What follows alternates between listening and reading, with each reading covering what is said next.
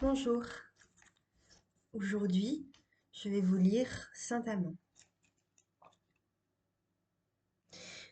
Suite de la biographie. Il ne savait ni le grec ni le latin, mais entendait l'anglais, l'espagnol et l'italien. Il n'a pas été formé par des livres, mais à l'école du vaste monde, et ses voyages lui ont fourni maints sujets, de la description exotique à la satire, l'Albion, la Rome ridicule.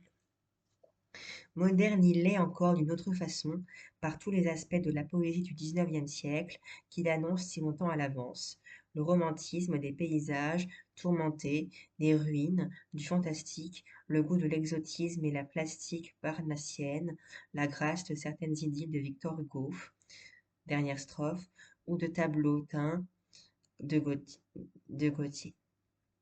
Ce n'est pas sans raison que ce dernier le réhabilitera dans les grotesques.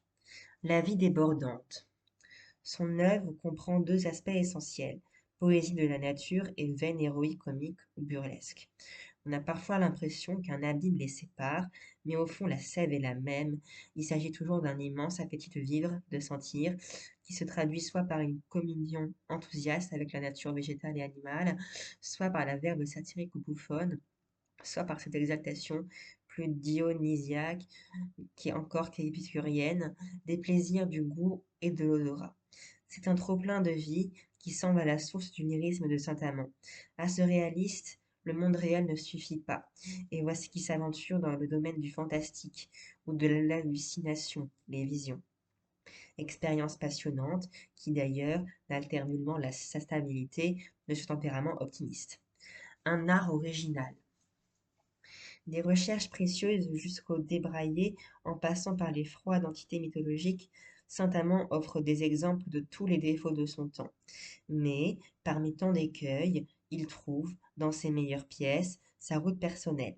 Nous sommes frappés d'abord par le souffle, par le mouvement et par la vigueur de l'expression, tantôt crue, tantôt plus soutenue. Il excelle dans le genre descriptif. La facture de ses sonnets des saisons est impeccable et harmonieusement adaptée au climat, au paysage qu'il évoque. Il unit la couleur à l'harmonie, l'ampleur du rythme à la minute du détail. Il a aussi des réussites plus subtiles, plus mystérieuses. Ainsi ces vers célèbres du contemplateur.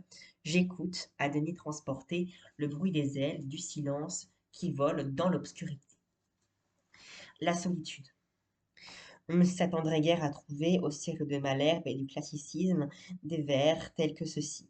Même lorsque Théophile, Tristan ou La Fontaine chantent la solitude, leurs accents ne sont pas comparables à ceux de Saint-Amand.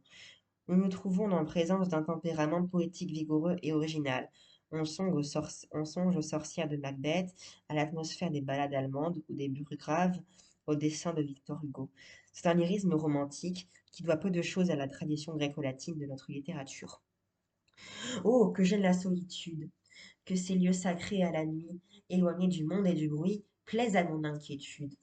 Mon Dieu, que mes yeux sont contents de voir ces bois qui se trouvèrent à la nativité du temps et que tous les siècles rêvèrent être encore aussi beaux et verts qu'au premier jour de l'univers. Suite dans 4 jours. Au revoir.